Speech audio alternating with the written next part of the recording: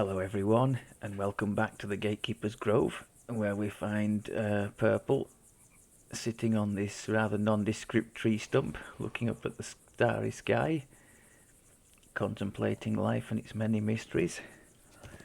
So here we are, back at the cap, for, I guess, the final level of Purple Revisited, although I do hope to show at least something on the raid side of things, being as that was some of the aim, the end goal of the build, to try and do some of the softer raids with the character in a sort of a tanking role. So we've got quite a bit to get through here, so let's not waffle on too much. Reach the cap without any fluster whatsoever, to be honest. As long as I kept the Reaper level low, he had more than enough damage to be going through without trouble, and he had more than enough on the temporary hit point side to be not bothering at all about what was coming back, as long as the difficulty wasn't put up too high.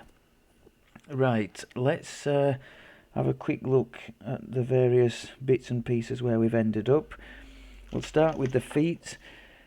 Can I just pull them up there? Would that be easier? Yeah. So for, where did we end up? 28 we were, weren't we? So for 30 we took Epic DR, just a straight 10 PRR, nice for our build. The legendary feat, does it tell us there? Yep, Celestia, again fairly straightforward. Helping Evocation is going to maybe help our blast to just one time in 100, maybe not do half damage, and maybe help our White Dragon Breath as well, but I'm pretty sure it's just going to be half damage all the way for those, which is fine. We're a tanky build, so we're kind of expecting it. 150 health points from that is very nice. The positive spell power is nice because we're using it to power our 2 heals, and the light, we are still using light along with our Morning Lord past lives there. We're still using light to power our imbue, but not anything else. Our blast now at the cap is force and cold, because we are using that was kind of the item at the center of the build. It's how I've been able to make everything sort of fit into place. So the legendary Ring of Winter's Chill, perfect for our build. Force and cold, spell power and crit, couldn't do better than that. So that's why we're not using the Utter Dark Blast anymore. Critting with light spells we're not bothered about, because our light imbue cannot crit, but the positive crit is nice, and universal crit damage isn't bad. +4 on will saves is pretty good too for us. We'll have a look at where we ended up with the saves in a minute.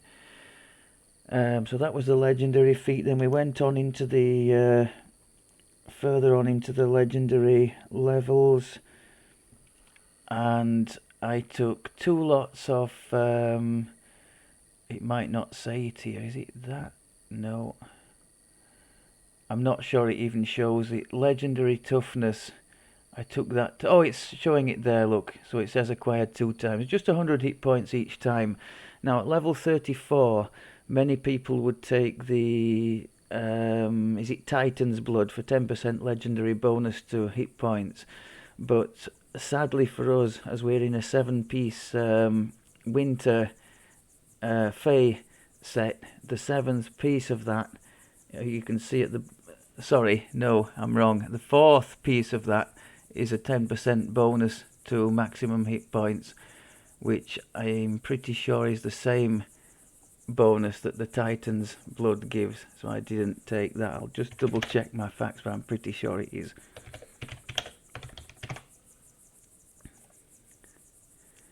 Yeah, 10% legendary bonus. So sadly for any of us who are doing the 7 or 4-piece winter Fey set, that feat won't give us anything. I guess what it does do is give you the flexibility to choose different sets to get your bonuses, knowing that you can have the 10% legendary from the Titan's Blood feat.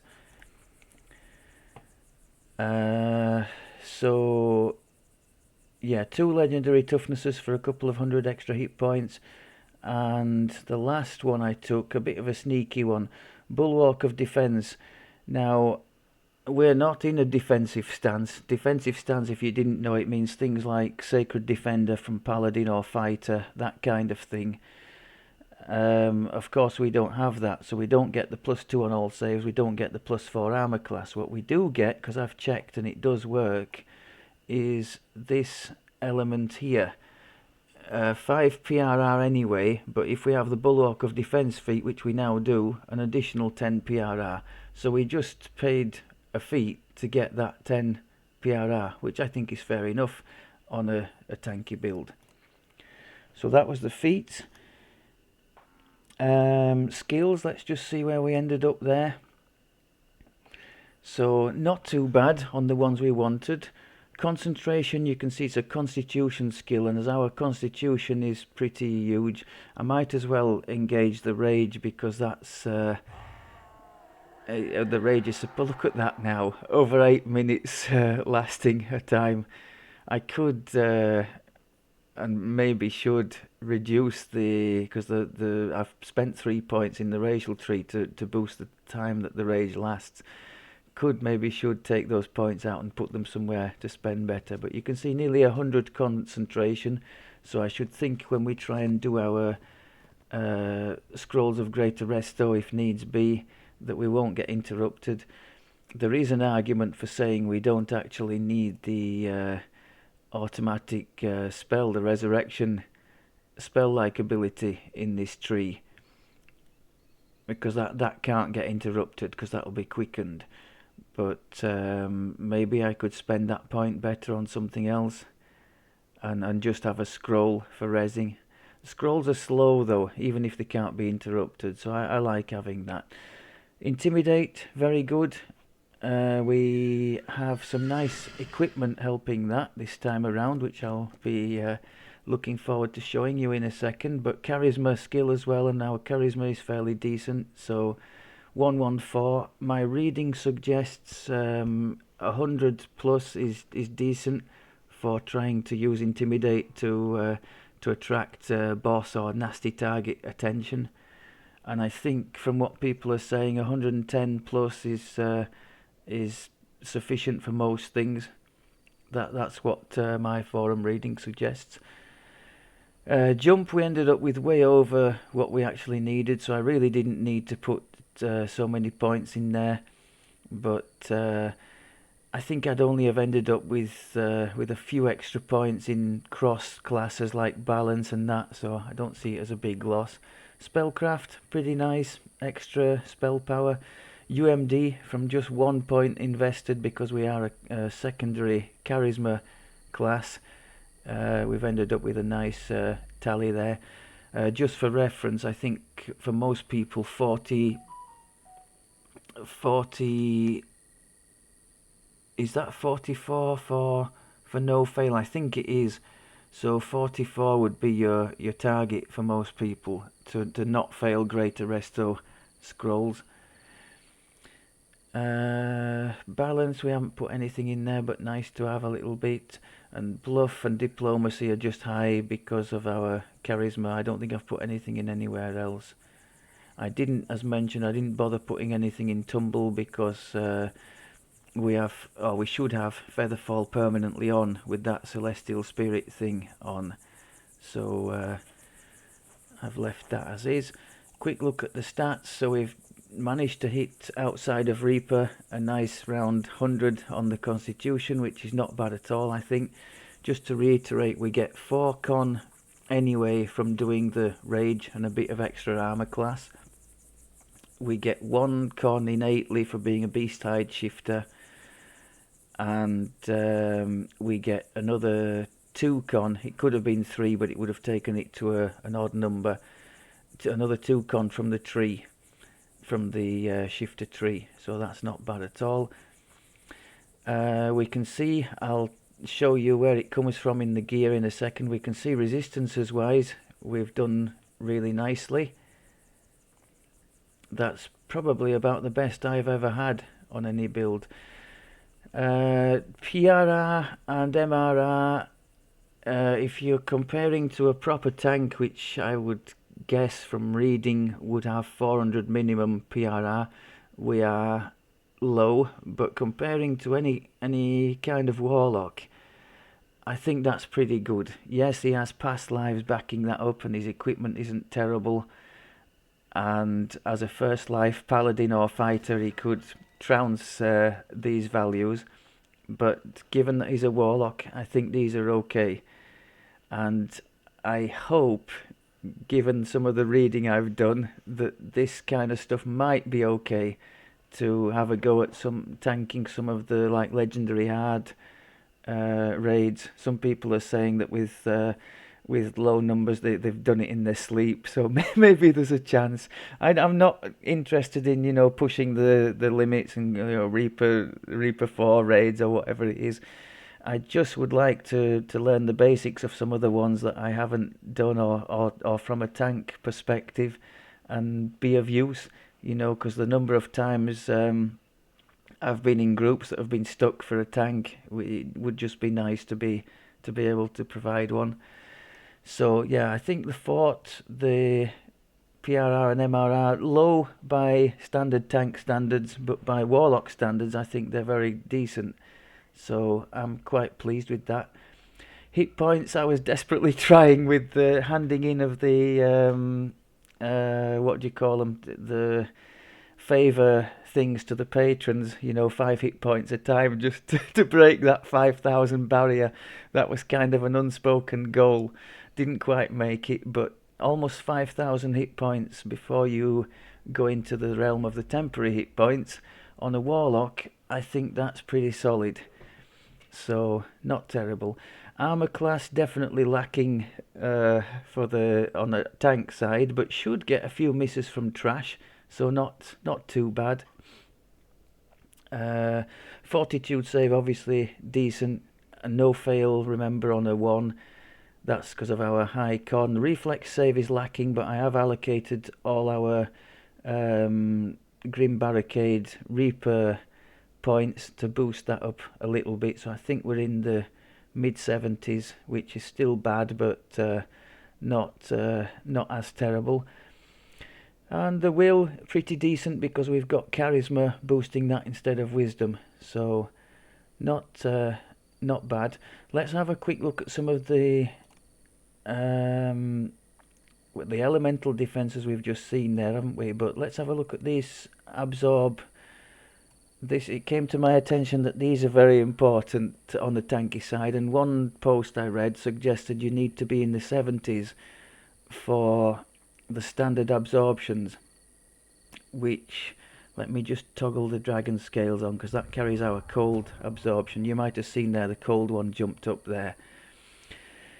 So electric, we have filigree on the weapon, which is helping that, and we also have electric absorb on our boots, so that's why we have such a high thing, and it gives us this nice little electric effect as well, which I quite like seeing, so that's nice too, a little side bonus. Fire, we have an always on fire shield cold on the head piece, the crown of snow, which helps. Cold, I just triggered it there. That's a fire shield hot effect from the scales of the dragon, which lasts for 5 minutes there, that side of it. Now if we wanted to really go further, I've discovered that these things stack with an actual absorption item. So because we've got absorption, you can see there electric absorption 36 on the boots, plus the electric sheath on the weapon, we've got 85 electric.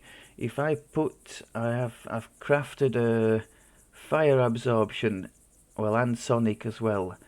I've crafted a fire absorption trinket. If we equip that, you can see we go to 85 on fire, So that would be decent in something like, I guess, Fire over Moorgrave, or maybe the Skeleton raid as well.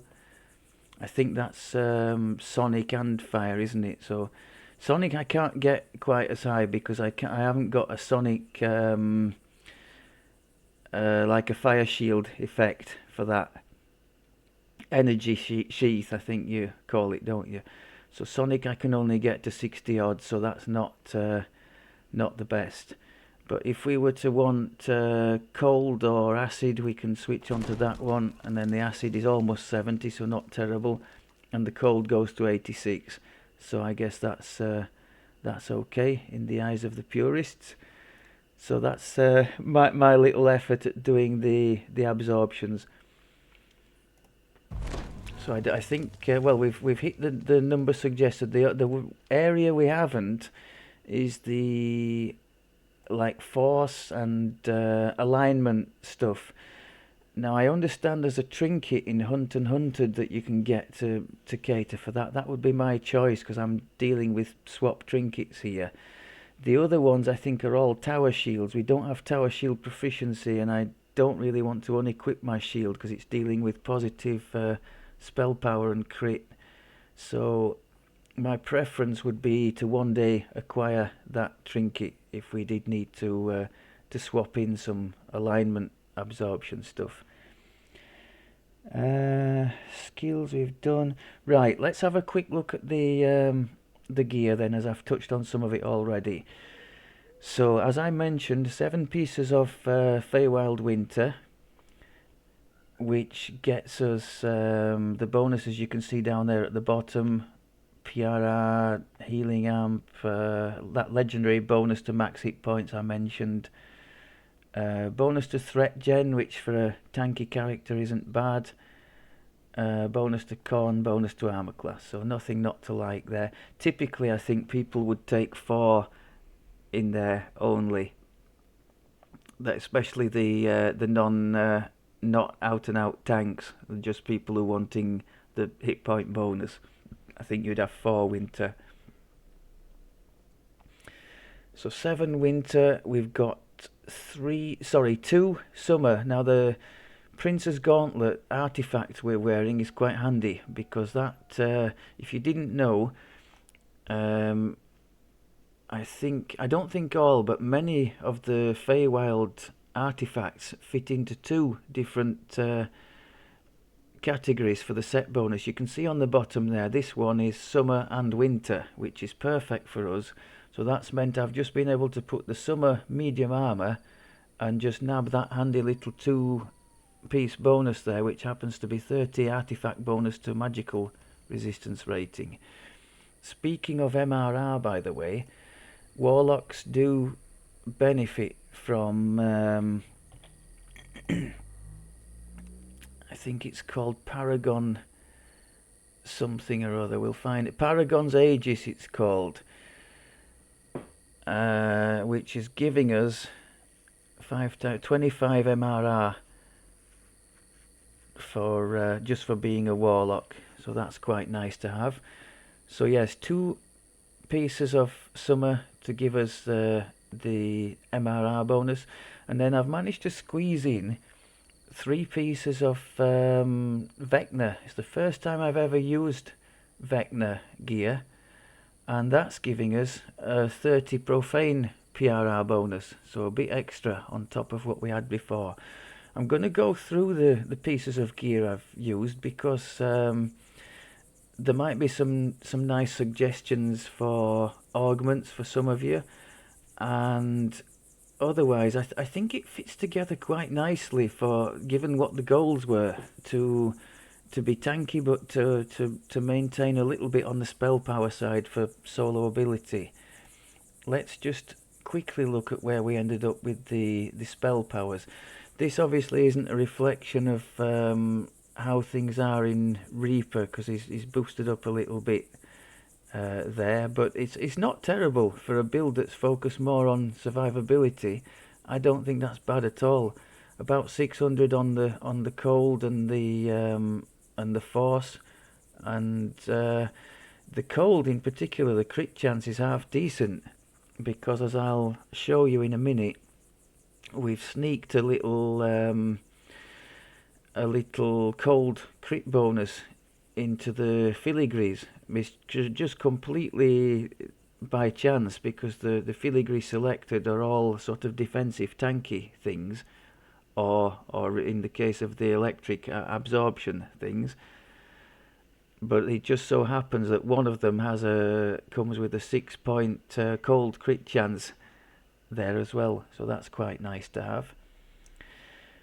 Right, so our 3 Vecna pieces, they're all really nice for the build, to be honest. These glasses are great. I've got an abundance of crap card curses on these, so just ignore them. I just throw them on, and if I happen to get something good, then great. I'll never go back and try again for another. Charisma 14, excellent for us. Quality potency, the same, because we're invested in quite a few different spell powers, and we want spell power to be decent for our damage as well as our heals. UMD is kind of surplus to requirements. We're high enough anyway without that, but the exceptional charisma skills bonus is awesome for the build, given that we are an intimidate build. That's just huge. So 10 points stacking on top of everything else that we've got for intimidate is just lovely. You can see in the augment slots, Diamond of Intimidate, very nice to have, and Sapphire of Snow Peak Speed, because I don't have any kind of speed item otherwise. Second Vecna item, the Cloak, again a rubbish curse for us. Magical efficiency not bad to keep the cost of spells down, especially if running alone and having to throw in fairly expensive Tempest and Tentacles type things. Of course, the fact that we are heavily invested in the Draconic cores helps, because there's discounts to the spell cost in those as well. Come on. Insightful potency, so complementing the quality potency on our glasses there very nicely. More extra spell power. Spell resistance, nice to have too. Another layer of defense, I guess, in some cases. Insightful will, I don't think that will stack. We have parrying, I think, on the armor. Yeah, insightful bonus to AC and to save, so that's redundant. But nonetheless, quite nice to have that. Given that some things just get put on as, you know, to get set bonuses, I think everything that we're wearing is giving us something useful, so not disappointed there. Diamond of Heal for our positive spell power, and Globe of Cursed Blood to give us +8 on the, let's call them the dump stats, or the less important stats. So for us that would be everything except for charisma and con. Some of them are more important than others. 8 intelligence is 4 spell power, so that's not terrible. 8 dex is another 4 on the reflex save, so that's not terrible either. And strength and wisdom really are pretty much to dump. And the last piece, lovely piece this, lovely piece. And look at the curse we got on it as well. What a piece of luck that was. So 5 fortune on PRR. that's a pretty huge thing to get on a tanky item. Insightful con, amazing for the build. Insight we won't use because it's melee damage only. Electric absorption, again amazing for the build. Elemental resistance 45, that's huge. So that's another reason for all these nice numbers that you can see here. So again, we won't need to cast the elemental resistance and to have it always on, because things can dispel your resistances if you've just cast it. It's very nice to have. So super item already for us. Sapphire of Defense. I think the armor gives PRR but not MRR, so that's why I needed the Sapphire of Defense. And the epic Litany of the Dead is a 2 profane bonus on all stats, and as I don't have any profane bonus to stats, that's quite a nice one to have. So that's the 3 pieces of Vecna. The 2 pieces of Summer, as I mentioned, are the Fey gloves, the Prince's Gauntlet, healing amp, nice to have. Corn, of course, essential for our build. Another crappy curse. Quality resistance 2 on all saves, very nice. Quality sheltering, super for a tank. 9 extra PRR and MRR. Undying Sapphire, nice for a tanky build. Extra unconscious range, I think it's 250 extra. Spellcraft 15 because I couldn't find a 20. So if any of you's got a 20 you're willing to trade, I'd be happy to listen to offers. And Master's Gift Augment for the for a little bit of extra XP. The armor's nice too. I think this is a nicer one, although the Seeker is redundant. The Winter one from memory doesn't have parrying, and insight bonus to AC and saves is a nice thing to have. Parrying, aside from Canith Crafted, I don't think appears that often on many things, although I think you can get a similar effect by, is it the Sapphire of Riposte that gives a insight bonus to saves as well, something like that. Otherwise the stuff on there is good for us. Fort, PRR, the usual. And the Diamond of Festive Con, nice to have too on a con build. The death block there from the card is irrelevant because we have the same effect in the Sentinel tree, I think. So that's our 2 pieces of Summer. So then we're looking at another 6 pieces of Winter because the gloves are the first piece. So let's go around the thing, and again all these are useful in some way to the build. Command on the ring is nice. Insight bonus on charisma based skill checks, so that's a 7 insight bonus on Intimidate, as well as our 10 exceptional bonus from the glasses. So that's just lovely how that's stacked up.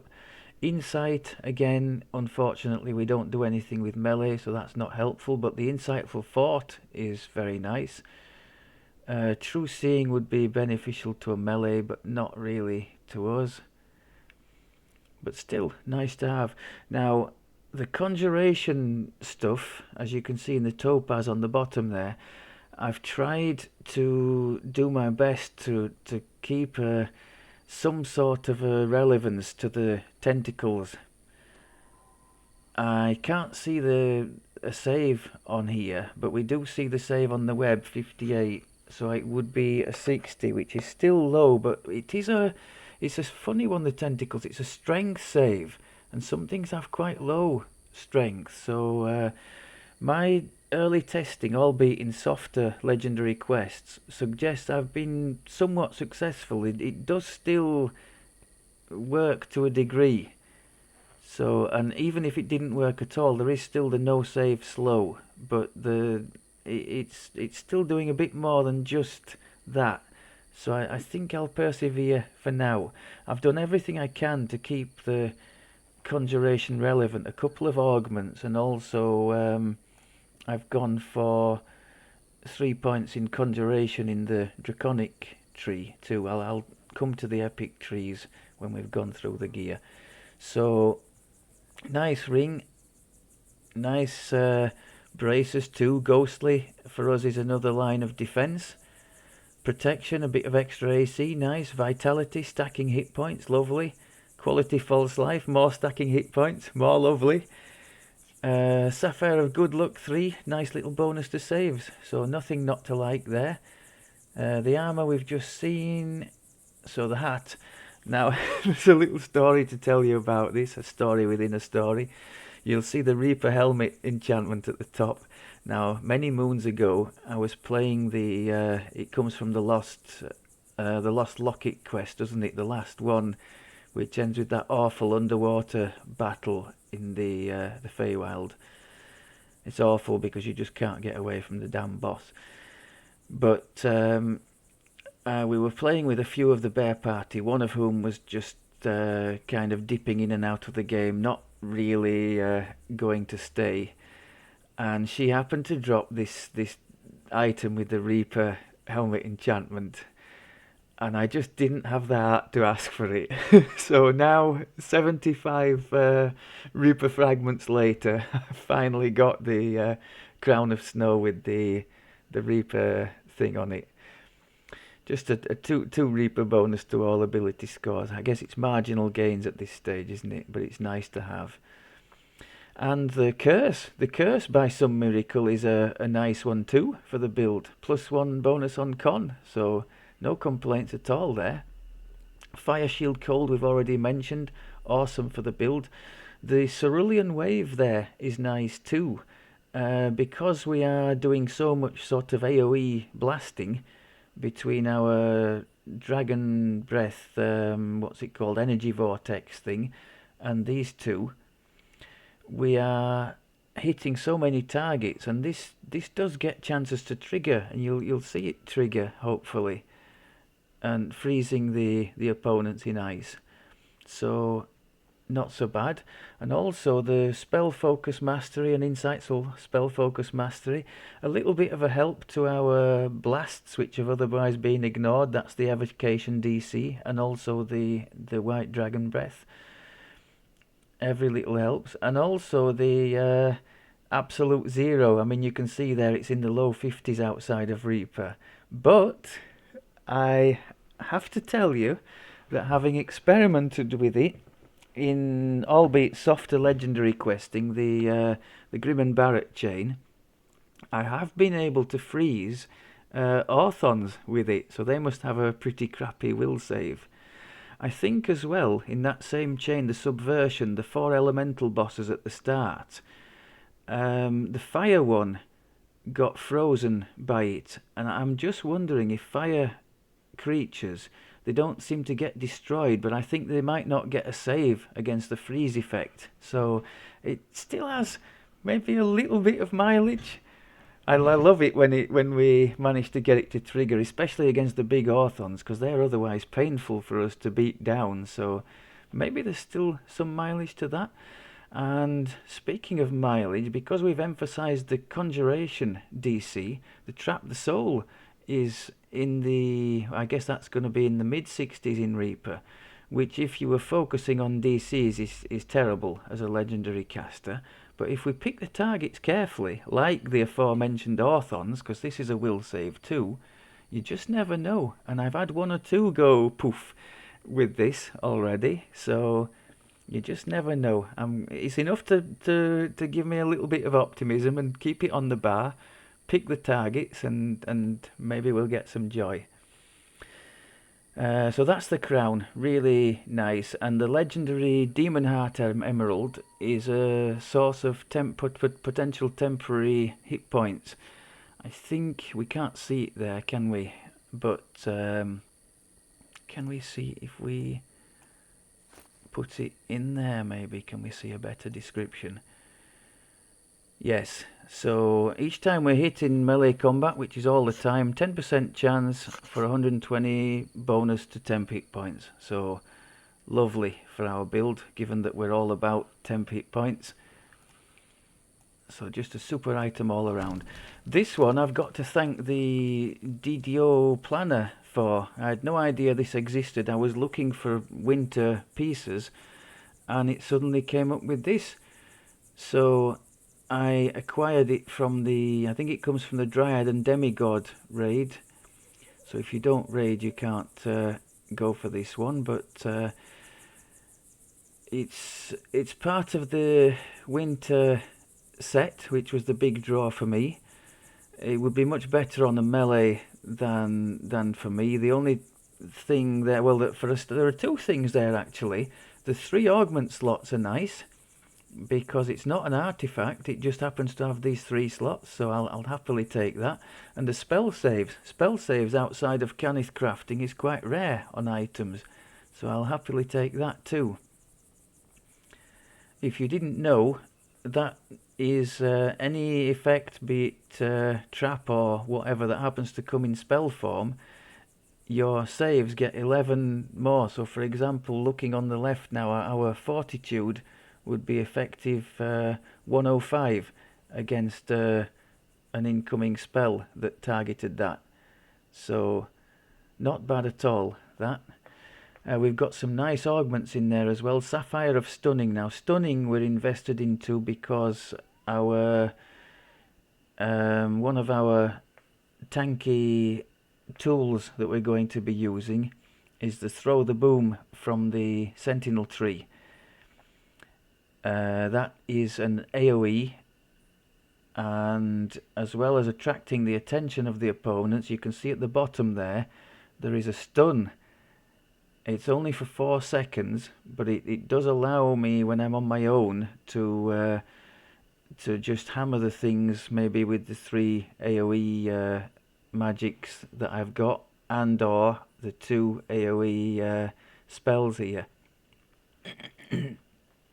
So yes, stun DC is important for us. I can't actually tell where we're at with the stun DC because it doesn't display one there, but I think we're doing okay. If I had to guess, I'd say, oh, can I see it on the character sheet?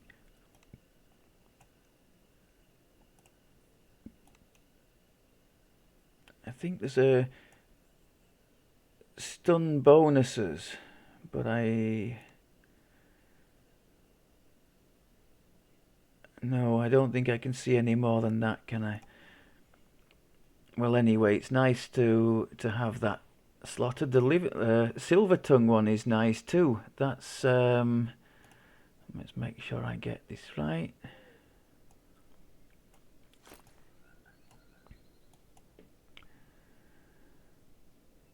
Yeah, 15% reduction on the cooldown of Intimidate. I think that's on quite a short cooldown anyway, but if you're in the middle of a pile of things and you're just wanting... What is the standard cooldown on Intimidate? Shall we have a look?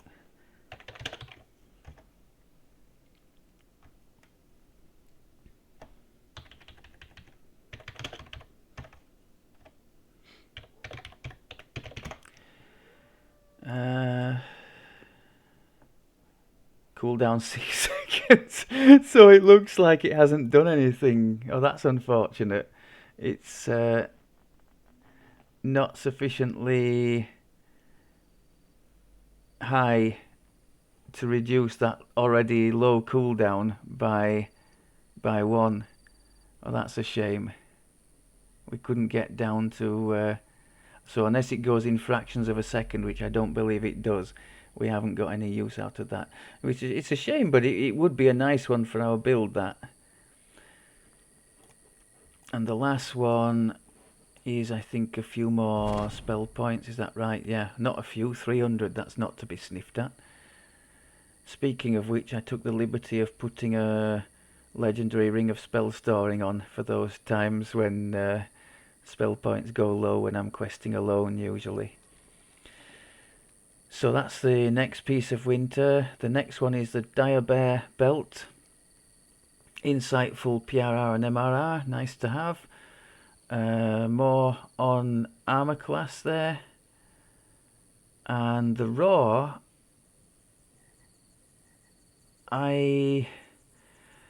it's difficult to see some of these things when they go off, but as we're surrounded by melee attackers, generally, to have something like that as a possibility is not bad. Sapphire of Spell Agility is for the shield that we are wearing, so we won't get subject to arcane spell failure. The Eldritch Blast, if you didn't know, or these bursts, are also subject to ASF, so if you have a percent to fail, you either have to accept it or equip some filigree or augment to get around it. I think our shield, because it's mithril, gives only 5% ASF, that's right. So with the 15, we're in good order. The ring, mentioned already. Another source of death block from the curse. How many of these have we got? So just lovely for the build, all the force and cold stuff catered for, and we've got a topaz of conjured power in there to try and further boost the conjuration DC. So that's it for the winter items. So there's literally only 3 that fall outside of those sets. One is the trinket here, which again, thanks to the DDO planner for finding me this. So minor fortitude curse, not terrible. 1 more bonus on that save, we'll take that. Profane life force is great, a stacking bonus to hit points. Extra elemental resistance is very nice too. That's stacking with the 45 on our boots to give us a base of 60, which is lovely. Quality con for a constitution build, amazing. And the crystallized unicorn tier, that's another one of those temporary hit point finding things. So this time it's a 5% chance to gain 150 points when we are hit. So again, not bad for our build. And then the shield and the weapon. The shield, alchemical large shield. These drop in the Lord of Blades raid. If you don't raid, there's quite a good chance, if you know anybody on the game who does, that they'll have access to these kinds of things, because they're not bound on collection, they're bound on equip. So if you ask around, the chances are you'll find somebody willing to donate one of these items to your cause. These are particularly nice because, as you can see here, you're able to craft your own things that you want on there. In my case, I've got my positive spell power and crit on there. We've got alchemical constitution on there, which is stacking with everything else, so that's nice. Resistance for a saves bonus, and the augment slots, insightful charisma, nice to give us a bit more intimidate, spell points, and well, spell DCs for what it's worth. Oh, the curse is actually useful on there as well, a bit more spell power, will not go amiss. And sapphire of dodge. Dodge is a bit low on the build. We've only managed to get, what is it, 12, which, given that we're only using medium armor and a large shield, that is low. I would have preferred something 15 plus, but didn't manage to get there. And the last piece, the weapon, as mentioned already, I don't like to swing the weapon. I'm just not really melee oriented. So anything to do with insight or things happening on melee hits is just not good for us. So Dino crafted, dealing acid damage over time. Now as we're hitting a lot of things, hopefully we can get this acid dot stacking on a lot of things, and that works out well for us. 9 bonus to spell pen isn't bad for us because Tentacles has a spell pen check, so not bad to have. Now the filigrees. Oh, hang on, I've missed the most important one, haven't I? Exceptional con, another nice 2 stacking bonus to our con, which is great. And that's one of the reasons I'm not using tensors. Tensors plus 4 con would only give us plus 2, because it seems like the 2 from here doesn't stack with the tensors. So that's another compelling reason, as well as not liking the spell cooldown thing, to not use tensors for this build. Brighthorn is awesome. That's like the legendary green steel effect, affirmation. So every minute we can get these 1,000 temporary hit points. If I was a half decent player, which you know by now I'm not, I would have that on like a swap-in stick to just get that and then use a different thing. Possibly Sparkhorn to reduce opponents' resistances to ours and other people's attacks. But yeah, nice one to have for a build that does so much with temporary HP anyway. And yes, the filigrees. Let's have a look at the filigrees, if you're not already asleep.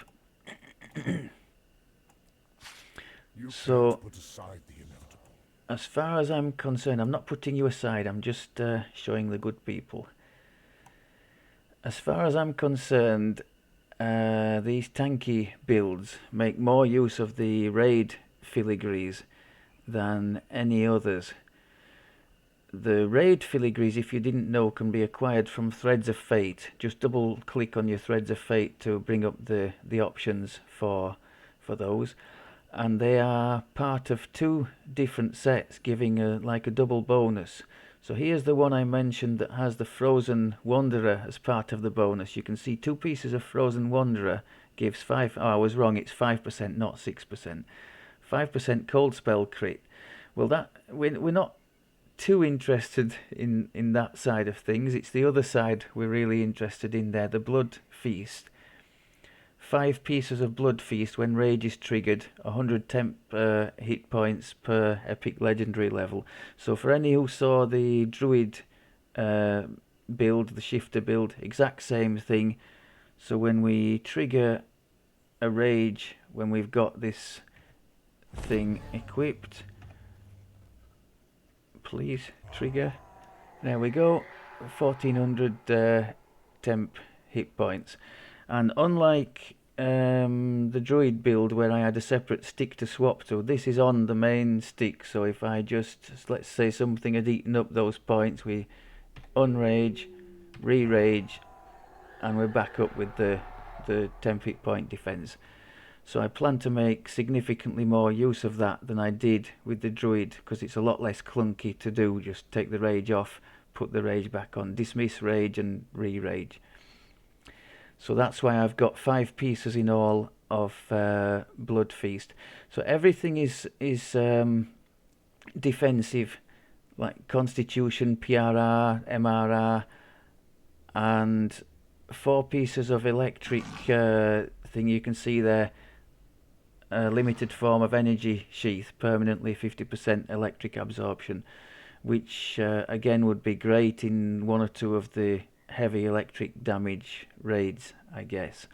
But there's also a little spin-off for us. We're not interested in electric power, but the imbue dice, the 2 imbue dice, we quite would like. I'm not going to go into detail of all the filigree, or there's filigree of course on the artifact as well, but broadly speaking, we're invested in the standard tanky ones. So we've got 5 Blood Feast for the rage abuse thing and some tanky things there as well. 4 electric for the energy sheath and the 2 imbue dice.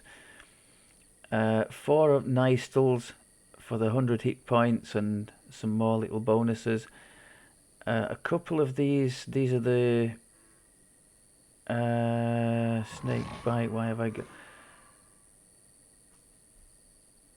Is that the? Oh, that's one of the rare ones, of course. Yes. So that's a +2 con on its own, and of course 2 of the, because we've doubled that one up on the artifact as well. So 2 of those gives 5 PRR. So that's a two pieces of Grandfather Shield, a nice one to have, and I think that's about it. It's got similar on the artifact. So I won't belabor that too much more than I already have. So that's the gear. I'm quite pleased with it, because it's not like me to farm things or really go out of my way. So that's been a bit of a labour of love to get him this far, and I don't think he's looking too bad for all that. So we've done the gear, the skills. I said I'd go and check the epic destiny, so this is how we've ended up. So kind of just a bare minimum investment in the primal tree. There are some nice things in here, of course, for us. We found that this shard storm, you don't actually need the at its core. You should do, but it's giving the hit point bonus anyway without it, isn't it? So there's that, but there's 2 con in there. There's our cocoon heal, some PRR and MRR, extra force, spell power, and I suppose the acid we're making use of a little bit with the Shard Storm as well. Extra cold spell power, and this one very nice to have for a tanky build. More absorption is lovely, and our protection from energy spell, which we do have on the bar, suddenly goes crazy and gives a lot more. I think the standard is 120, isn't it? That's giving 675 layer of defense. So when you get to the extreme levels where damages are coming in thousands rather than hundreds, it doesn't really matter, I don't suppose, but nice to have nonetheless. Draconic, as mentioned, we had to be in here for the casting spells while raging, because the rage is kind of at the centre of all this business of the Beast Hide Shifter. But some really nice stuff in here for us anyway. Cold spell power and universal spell power in the cores, plus spell DCs. Not having to use ingredients, and spells costing cheaper is nice for when we're soloing. 10 hit point source in that third core is nice too. Reflex saves because they were crap, so to have 6 more is nice. No fail fort saves on a 1 is very nice, given that we have a nice high fort save. That's our epic strike, so we start with that and then convert it to the energy vortex. I think it's pretty much worked as I'd planned. It's centered around us, so that's great. And if we are surrounded constantly by opponents, that can be pretty much always up at a relatively low cost. There are a couple of drawbacks. Obviously, if things are immune to cold, we're knackered. Also, if things have evasion, we are knackered, because unfortunately it is a reflex save. Does it say that there? No, it doesn't, but it should say that here. Yes, reflex save. So not mega ideal, but I think given the choices we had available, I don't think that's such a bad one, because bear in mind, I think it's supposed to be able to trigger this daunting roar, this paralyzing freeze thing, which I think I've seen trigger both on that and on the aura, the Eldritch aura. That seems to be classed as a dragon breath for some reason. I don't know about these bursts. I would guess they're not. But the aura, being as it's always pulsing and we're always surrounded, is a nice source of this helplessness, if that is what's happening. 3 imbue dice, not bad at all. Scales of the Dragon I've already discussed at some length. Awesome for the build. 10 hit points plus the cold, the fire shield. It's the fire shield hot, isn't it, really? Because it's protecting from cold damage. And then the energy vortex at the top, so great stuff. And then main tree, Sentinel. All the cores, I think there's a immunity to knockdown, so we've kind of got that twice because it's also here in the spirit tree. Extra hit points in there in all the cores, very nice. More fortification and a bit more on saves, very nice to have. Could have taken more intimidate in there, but I thought that where we are 110 plus is okay anyway, so I left it at that. More threat gen now. Unlike normal stuff, this is just general hate gen, so we'll work on all our spells. So if we were to be, it would be awesome to throw my little ranged character Red in with somebody like this, you know, permanently surrounded by the opponents, just begging for you to hammer the things that are around it to finish them off faster. I think that would work perfect. Our Mantle of the Sentinel, giving more absorption as well. Even more absorption up here with that one. Very nice. Well, the best epic heal I think that you can get on a super short cooldown, costing almost nothing. And just more defenses in general, more hit points, another source of death block. I think the game is determined for us to have death block for this one. More PRR there. That's the throw the boom AoE, shield throw, more hit points, and Dayfic warding, so more PRR and MRR when we get hit, which is all the time. I think when we're in the middle of the battle in Reaper, I can just about push the PRR up to and over the 400 mark, especially if we trigger something like this, but that's kind of cheating. 30 profane bonus to PRR for the Reaper thing. Just to mention again, we already have a 5% quality bonus to max hit points from the shifter tree, so I took this feat to get Dayfic warding, and I spent our actual feats on things other than Dayfic warding, if that makes any sense. Oh shit button, legendary thing, 10,000 temp hit points and 30 seconds of almost impossible to die. Nice for situations like the when the Orthons appear in the Vision of Destruction raid. More hit points, so that's a 20% extra bonus to max hit points because we're in the Destiny, and a no fail resurrection on a very short cooldown. So that's the legendary, sorry, the epic trees. Heroic trees, I didn't tinker too much. So the shifter one is exactly the same as it was. Extra con, extra rage duration, extra PRR, extra healing amp, and quality bonus when raging, that kind of stuff, regenerating rages. I've pretty much kept it as is, so we've kept a bit of spell power. We've kept the Death Ward spell in Tainted Scholar. I did do, as I mentioned, I've changed out most of the light spell power because we're hardly using light anymore, only using it to power our imbue. Although we do have, come on game, we do have 10 bonus imbue dice, so not terrible, but neither is it amazing, and that's the only reason we are using light spell power. So light spell power, by the way, is catered for in the bottom of this weapon. I've got a Ruby of Radiance in there to help the light spell power. So yes, I've swapped in the PRR and MRR here and taken out most of the light line. There's a bit of universal spell power in there, but not enough to make me regret choosing the tanky feats.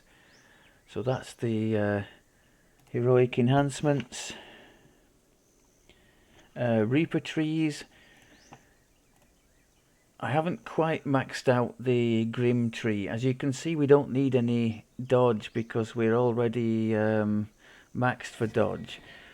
I was hoping that if I got things like this plus dodge cap, maybe we could boost the dodge up a little, but I think I've run into, there's this max dex bonus 12,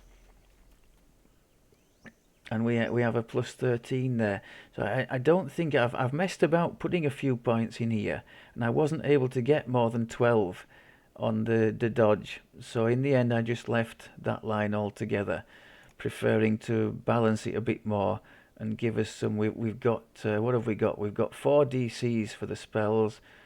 If you count the charisma we're getting out of here, that's 6 spell DCs, so not terrible, plus quite a bit of extra universal spell power. So for a build that's trying to stand on its own in lower legendary Reaper, let's say Reaper 4 in the softer content, I think that's quite useful and better than just chucking everything in here.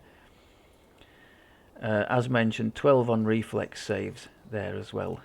I think what I'd better do, because I've already gone on for quite some time here, I was going to show you 1 or 2 quests, but I'm going to break it up and just do the talking here and do the quests in a future episode, I think. Oh, one thing I did forget to mention. This is one for you, Terry, if you're watching.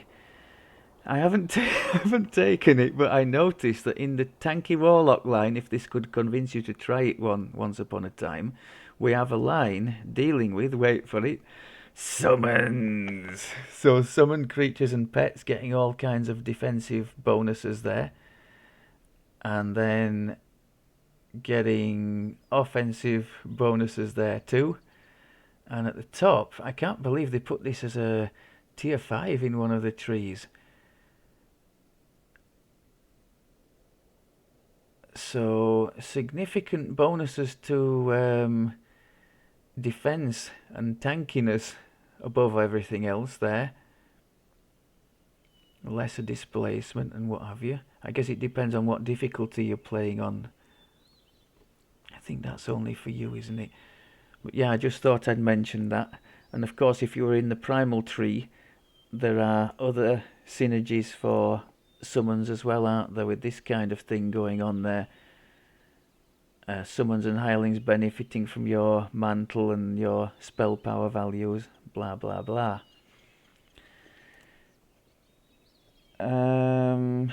What else have we got here? I mentioned that already. Yeah, one regret I do have, I have no missile deflection, which would have come from 6 in Vistani. Now, the standard tank builds can get missile deflection on a 2-second cooldown between the... I think it's the Vanguard trees, isn't it? I know the Paladin Vanguard tree has that. That's the shield-related tree. So that is something we're missing. In something like Vision of Destruction again, we would get brutally punished for not having that. So that's a shame, but I couldn't see any way to fit it in. If I had more racial points, he only has 3 racial points. If I had more racial points, 6 in here might be one thing. 6 more in Fade Arc might be another thing for 10 PRR and MRR from this. Ultimately, for now, I've decided to do without that and keep a more offensive or maybe more balanced approach by keeping the investment in here rather than dropping it to say 13 or something.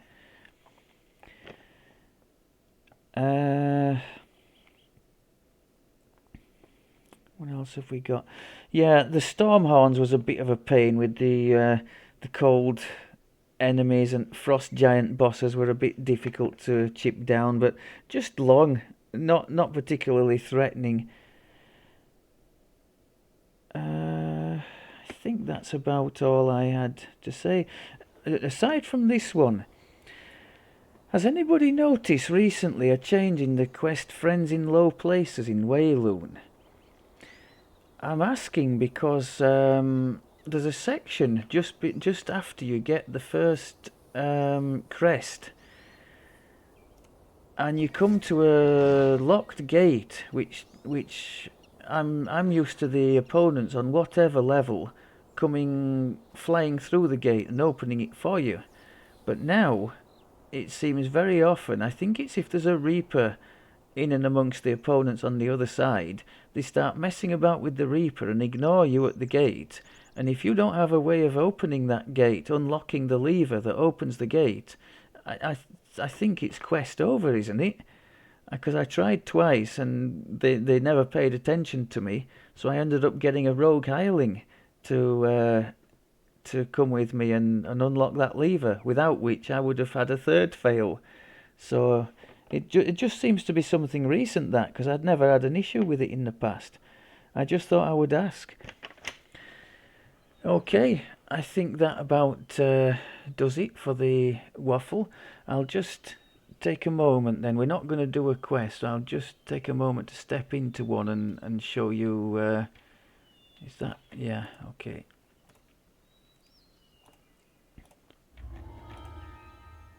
Show you where we're at on the Reaper side of things. If we do the buffs. So let's put the as much PRR as we can. There. That's as good as I can do. So we're almost, if we had opponents round us hitting us as well, we would be to the magic 400 figure. So that's not terrible. Otherwise, let's have a look where we're at on the spell power side. I've just got the force bottle, but we've got these alchemical thingies as well here. Let's have a look. So mid 600s, not terrible. Mid 600s for the three that matter, which is positive, cold, and force. The light still does matter for the imbue, but not nearly so much as it did. So 700 plus for the light, so that's not bad either. And the stats you can see: con 104, charisma 60, so not too terrible. The saves, so fortitude goes to a 101 in Reaper, very nice. Reflex mid 70s. Remember, we can add 11 to all these if it's a spell that's incoming, so reasonably respectable, I think. Okay, I think I have definitely outstayed my welcome here. I dread to think how long this has waffled on without even showing you a quest. I'll be back next time around. I think what we'll do, just in the interest of comparison, maybe we'll go and do and in brackets because it's the softest legendary content, and I want to try and push the Reaper skulls on something I've half a chance of completing. I think we'll try Reaper 6 on the Gatekeeper chain. We did it with the Druid on Reaper 8, didn't we? And he didn't get through it easily, did he? But he managed it for the most part. So we'll see if this can do it on 6.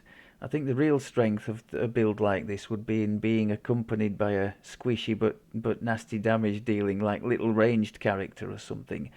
I struggle going in with melee characters because they're sort of obviously buzzing around the same areas that I am.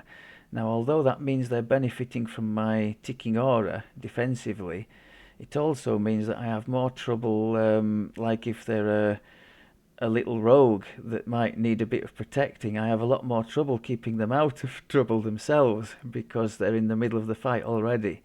So that's more of a challenge for me, let's put it that way. Okay, I hope that was okay for you, and hope at least one of you made it to the end, at least semi-awake. I had a lot of fun both getting to the cap, and I'm sure I'm going to have fun seeing what the thing can do now it's got here. I do hope to try him in some of the lower raids and see how he gets on. I think that the signs are pretty good.